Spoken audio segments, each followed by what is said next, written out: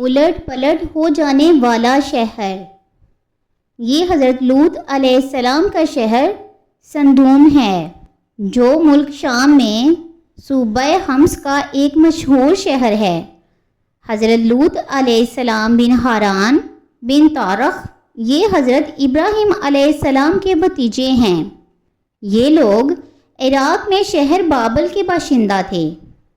پھر حضرت ابراہیم علیہ السلام وہاں سے ہجرت کر کے فلسطین تشریف لے گئے، اور حضرت لوط علیہ السلام ملک شام کے ایک شہر اردن میں مقیم ہو گئے، اور اللہ تبارک و تعالی نے آپ علیہ السلام کو نبوت عطا فرما کر صدوم والوں کی ہدایت کے لیے بھیج دیا۔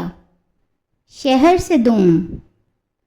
صدوم کی بستیاں بہت آباد اور نہایت سرسبز و شاداب تھیں، اور وہاں طرح طرح کے اناج اور قسم قسم کے پھل اور میوے بکثرت پیدا ہوئے تھے۔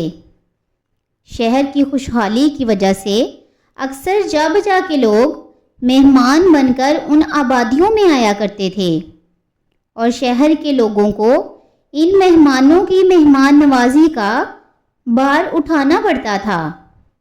اس لیے اس شہر کے لوگ مہمانوں کی آمد سے بہت ہی کبیدہ خاطر اور تنگ ہو چکے تھے، مگر مہمانوں کے روکنے اور بھگانے کی کوئی صورت نظر نہیں آ رہی تھی۔ اس ماحول میں ابلیس لعین ایک بوڑھے کی صورت میں نمودار ہوا، اور ان لوگوں سے کہنے لگا کہ تم لوگ مہمانوں کی آمد سے نجات چاہتے ہو، تو اس کی تدبیر یہ ہے کہ جب بھی کوئی مہمان تمہاری بستی میں آئے تو تم لوگ زبردستی اس کے ساتھ بدفعلی کرو۔ چنانچہ سب سے پہلے ابلیس خود ایک خوبصورت لڑکے کی شکل میں مہمان بن کر اس بستی میں داخل ہوا اور ان لوگوں سے بدکاری کرائی۔ اس طرح یہ فعل، جو کہ فعل بد تھا، ان لوگوں نے شیطان سے سیکھا۔ پھر رفتہ رفتہ اس برے کام کے یہ لوگ اس قدر عادی بن گئے کہ عورتوں کو چھوڑ کر مردوں کے پاس جایا کرتے تھے۔ چنانچہ حضرت لوط علیہ السلام نے ان لوگوں کو اس فعل بد سے منع کرتے ہوئے اس طرح واضح فرمایا کہ کیا تم لوگ وہ بے حیائی کرتے ہو جو تم سے پہلے جہان میں سے کسی نے بھی نہ کی؟ تم مردوں کے پاس شہوت سے جاتے ہو عورتوں کو چھوڑ کر، بلا شبہ تم لوگ حد سے گزر گئے ہو۔ پارہ نمبر 8 رکوع نمبر 10 سورہ اعراف۔ حضرت لوط علیہ السلام کی اس اصلاحی اور مصلحانہ آواز کو سن کر ان کی قوم نے نہایت بے باکی اور انتہائی بے حیائی کے ساتھ کیا کہا، اس کو قرآن کی زبان سے سنیے۔ ترجمہ۔ اور ان کی قوم کا جواب اس کے سوا کچھ نہ تھا کہ وہ کہتے تھے کہ ان یعنی حضرت لوط کو اپنی بستی سے نکال دو، یہ لوگ تو پاکیزگی چاہتے ہیں۔ سورہ اعراف رکوع نمبر 10۔ جب قوم لوط کی سرکشی اور بدفعلی قابل ہدایت نہ رہی تو اللہ تبارک و تعالیٰ کا عذاب آ گیا۔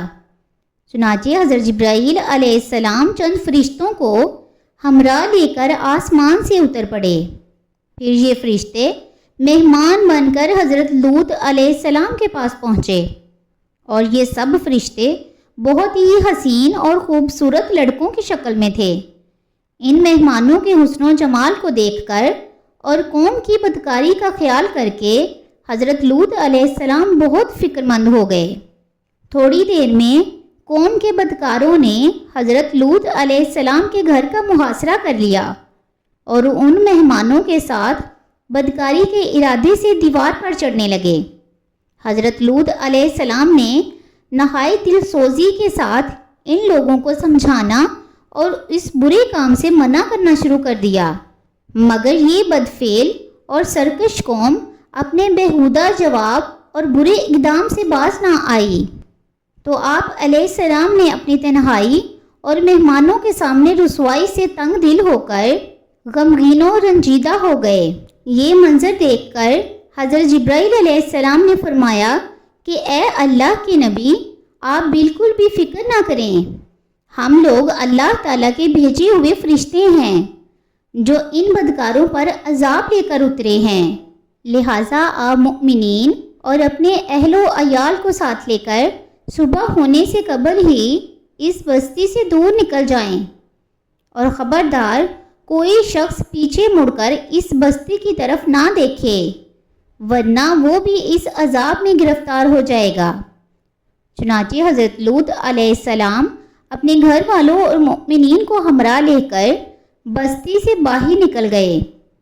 پھر حضرت جبرائیل علیہ السلام نے اس شہر کی 5 بستیوں کو اپنے پروں پر اٹھا کر آسمان کی طرف بلند ہوئے اور کچھ اوپر جا کر ان بستیوں کو الٹ دیا، اور یہ آبادیاں زمین پر گر کر چکنا چور ہو کر زمین پر بکھر گئیں۔ پھر کنکر کے پتھروں کا مینہ برسا اور اس زور کی سنگباری ہوئی کہ قوم لوط کا ایک ایک آدمی مر گیا، اور ان کی لاشیں بھی ٹکڑے ٹکڑے ہو کر بکھر گئیں۔ عین اس وقت جب کہ یہ شہر الٹ پلٹ ہو رہا تھا، حضرت لوط علیہ السلام کی ایک بیوی جس کا نام وائلہ تھا، جو در حقیقت منافق تھی اور قوم کے بدکاروں سے محبت رکھتی تھی، اس نے پیچھے مڑ کر دیکھ لیا اور یہ کہا کہ ہائے رے میری قوم، یہ کہہ کر کھڑی ہو گئی۔ پھر عذاب الہی کا ایک پتھر اس کے اوپر بھی گر پڑا اور وہ بھی ہلاک ہو گئی۔ چنانچہ قرآن مجید میں حق تعالیٰ کا ارشاد ہے، ترجمہ: تو ہم نے حضرت لوط اور ان کے گھر والوں کو نجات دی، بجز ان کی ایک عورت کے کہ وہ رہ جانے والوں میں ہوئی، اور ہم نے ان پر ایک مینہ برسایا، تو دیکھ تو کیسا انجام ہوا مجرموں کا۔ پارہ نمبر 8 رکوع نمبر 10 سورہ اعراف۔ جو پتھر اس قوم پر برسائے گئے وہ کنکروں کے ٹکڑے تھے، اور ہر پتھر پر اس شخص کا نام لکھا ہوا تھا جو اس پتھر سے ہلاک ہوا۔ درس ہدایت: اس واقعہ سے معلوم ہوا کہ لواطت یعنی بدکاری کس قدر شدید اور ہولناک گناہ کبیرہ ہے کہ اس جرم میں قوم لوط کی بستیاں الٹ پلٹ کر دی گئیں، اور مجرم پتراؤ کے عذاب سے مر کر دنیا سے نیست و نابود ہو گئے۔ منقول ہے کہ حضرت سلیمان علیہ السلام نے ایک مرتبہ ابلیس لعین سے پوچھا کہ اللہ تعالیٰ کو سب سے بڑھ کر کون سا گناہ ناپسند ہے؟ تو ابلیس نے کہا کہ سب سے زیادہ اللہ تعالیٰ کو یہ گناہ ناپسند ہے کہ مرد مردوں سے بدفعلی کریں۔